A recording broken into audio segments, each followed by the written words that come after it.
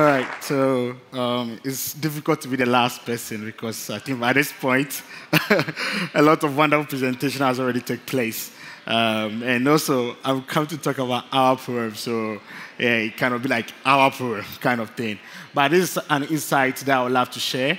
As mentioned, my name is Jorge Appiah. I'm involved in the innovation and tech space in Ghana. I'm part of a number of programs on the continent level. And this is a topic that I've been working on for some time now. And this is the first time talking about it in public. So it's quite new to share it. And also forgive me, I have a lot of more text than pictures. I think some of the presentations have been very wonderful with pictures. So forgive me, the text are more. Yeah. So I'm just going to look at what is preventing the development of Africans in terms of innovation and also in terms of maybe entrepreneurship. But key to some of this, I think the baseline of this has to do with engineering, because engineering are ways that we apply the knowledge that we gain in solving the problems that we face. And it's have its challenges. Engineering has been around for some time now, but we are not really seeing the effects of it translating to the life of the people. So this is what caused the interest in finding out, okay, what is existing, what is wrong over there, and how can this thing be adapted? Looking at the new concepts around, looking at the new solutions that are around.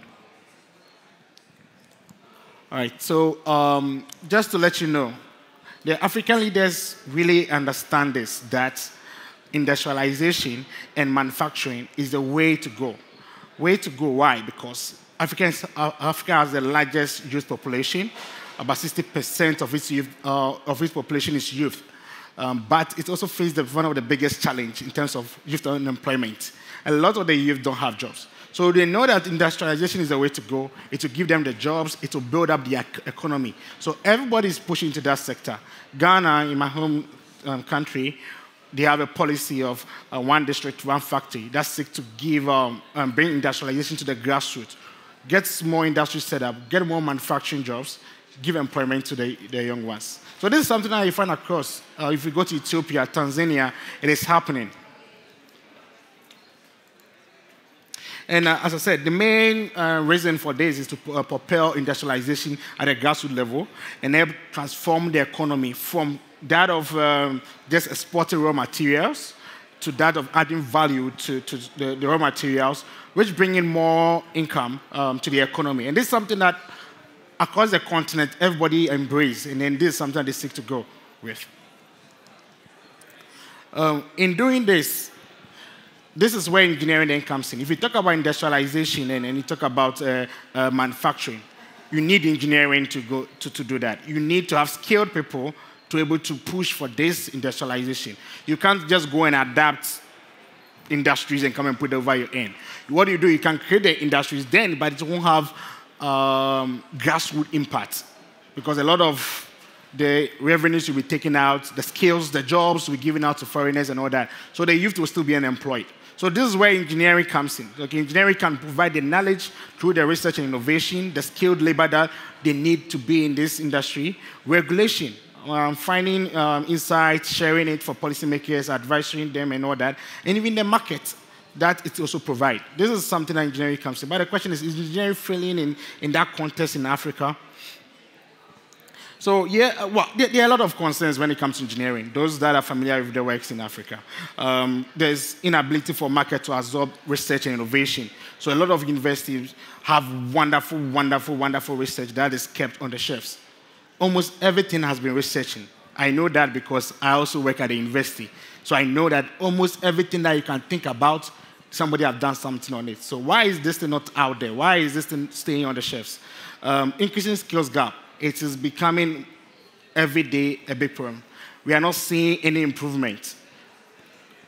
In a year, we have close to about 10,000 people that leave school, and research has shown about 1% get jobs in the first year. In the course of a period of 3 years, about 10% get jobs that they can really live on. And this is a big challenge. I know my colleagues that are still in the house after 3 years of graduating from school. Regulation barriers still exist. Low investment into engineering products, and then low consumption of locally produced material are things that we still face. But there's another challenge that we are now facing. That's the fourth industrial age. So this is Africans struggling to find out where we are. Whether the first industrial revolution or the second, or we are the third. We don't know where we are now. Then, boom, we are the fourth industrial age now. Now things are super connected. We are connected to all the parts of the world. Now someone can be in Accra, buy even a shoe on Alibaba or AliExpress, and in the same week, in 5 days, the person have it. So instead of going to buy something from the next shop, he will choose to buy it on Alibaba. So you see how we are super connected, right? The market is coming to you, whether you're ready or not. The industrial revolution is coming to you. So how do you do this? You have a job crisis, your economy is bad, you are struggling to solve this, and then you have this kind of new problem. But this is something that not everyone has really thought through. I would say that we are not really ready for it, and it has its own challenge. So yeah, it's a big problem, and then for me, I'm looking at it's kind of make our rules rather worse in a lot of ways. So this is how I see the engineering ecosystem in the country right now, in African continent, in a lot of African continents. So you have the informal sector. These are the artisans and the craftsmen. They are part of the engineering ecosystem. Then you have the technical and vocational schools. This mainly produce skilled youth in supporting production, manufacturing. Then you have the technical universities, who main responsibility producing the skilled people for manufacturing industrial jobs. And then we have the universities focusing more on research and innovation and also, skills in some ways. Then you have the industries. Then you have the research centers and the CSOs. And then you have tech hubs. The professional bodies too are there, the policymakers and all that. But this is how I see it right now. So the current engineering ecosystem encloses itself from the other parts of people that could have been players. Tech hubs, we don't know where they really fit in, because this is not a concept that really originated from our end. So the traditional system, the traditional players are really even to think about what is the tech hub and how can it be considered. There's not even enough work that has been done on tech hub, on their research and stuff, and how they can impact Africa in a lot of ways. All right, so there's still some collaboration that exists in these players, even though they are disconnected, there's no much connection going on. The technical universities don't talk to the universities at all. There's nothing going on. I know, because I'm working at the university, so I know that. So now let's look at the tech hubs. I know we know our tech hubs, but what I can tell you that as of this year, we have 442 tech hubs. I know it's more than this, because I'm in the space. In the last 2 years, we have about 130 tech hubs that have been established in Africa. And these tech hubs provide a lot of skills. I've listed some of them, but it ranges depending on the kind of tech hub they are. So the tech hubs, one of the things that they do good at, they are very good at, is providing skills, helping transfer the technology, in creating products that is ready to go to the market, bringing in investment and all that. And when they do this thing kind of recycle back. A number of wonderful startups that you might know on the continent, one way or the other, benefited from the tech hubs. So there are a number of them that are raising a lot of millions and stuff like that into the markets. And this is how, personally, how I see the current tech hub, how they fit in the ecosystem. They are right between the university and the industry. So they are accelerating the innovations and ideas into markets. This is what they are currently doing best, even though it's not fully recognized that way. But this is currently what they are doing, because the gaps that exist in the universities and the technical university, taking the knowledge from where they are into the market. So the tech hubs are addressing most of these challenges.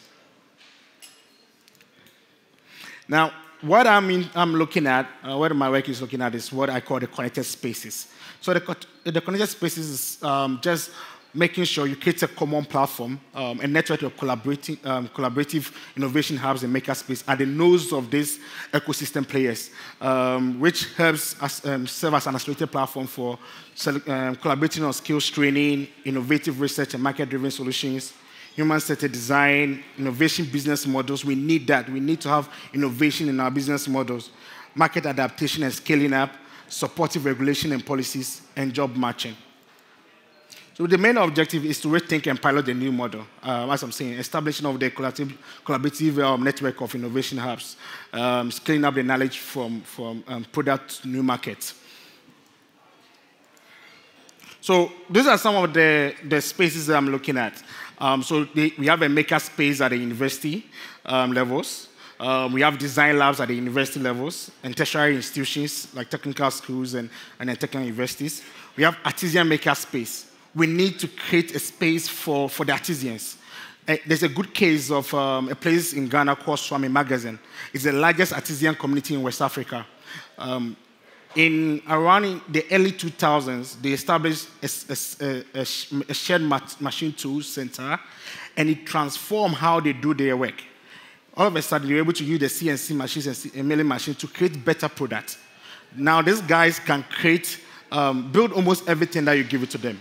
They didn't go to school, they don't have any engineering background, but because of the exposure, they can build almost everything. So if you give such people access, this is what they can do. Business incubators for SMEs and financial institutions and grants institution bodies. So they are organizations that are looking at giving grant. Mostly they are so separated from those that they can work with. So can we have a business incubator at where they operate from? A regulatory hacker space. So I'm talking about the regulators. So if you are talking about maybe let's say someone that's regulated the financial institution, in its space, can we have a collaborative space at their space? All right, I'm going to share with you how I see some of these things being done. And then policy hacker space. So this is how I see the nodes being like. Right, so each person have a space. And then when someone, let's say a student, is working on an idea at a maker space. At a point, he can move into the policymaker space to work with the policymakers. He get the mentorship and then the coaching that you need directly at those spaces. Right? They're able to advise him, okay, you know what you are doing, this policy doesn't support it. And the policymakers also get insight into the kind of innovation that are happening and how they can adapt to it. The professional bodies also get to know what is going on. They have a space at their space that these innovators can also reside there. Then collaborate closely with them. So you can see it for the various nodes. It increased collaboration all across the board. It's mutual for everyone because everybody gets to learn what is happening. All right? So this is how I'm seeing the new engineering space could possibly look like. So talk about tech hubs can do what they do, co-creation, co-training, co-produce, and scaling up by the engineering players. So they work with all these people. The maker space give the practical experience that they need in building and prototyping the innovations. The target skills could range from a lot of things that could be done, a lot of wonderful areas that we could be looking at and be working on. All right, so how would this thing benefit us? Open collaboration platform. The collaboration is very key. It gets the ecosystem players to work together. This is something that is currently lacking. The governments, the policymakers don't talk to innovators. There's no platform for them to engage in. So this is something that can really, really accelerate the development that we seek. The deep stakeholder engagements, this is very, very key.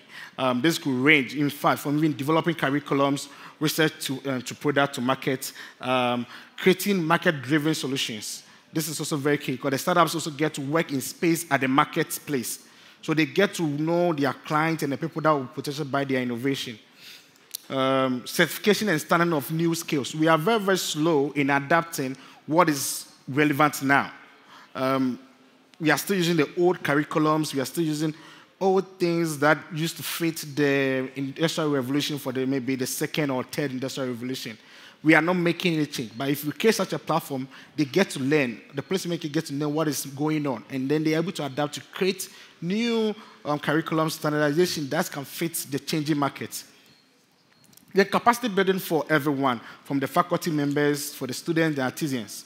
There will be capacity building for everyone in that area. Not only them, the professional and regulators also get to benefit from that too. And then it helps to accelerate research to product, something that all of us have been crying on. So, and then the last one too is help accelerate our policy formulation and create an enabling environment for innovation and entrepreneurship on the continent. So, thank you very much. I hope you enjoyed the presentation. Thank you.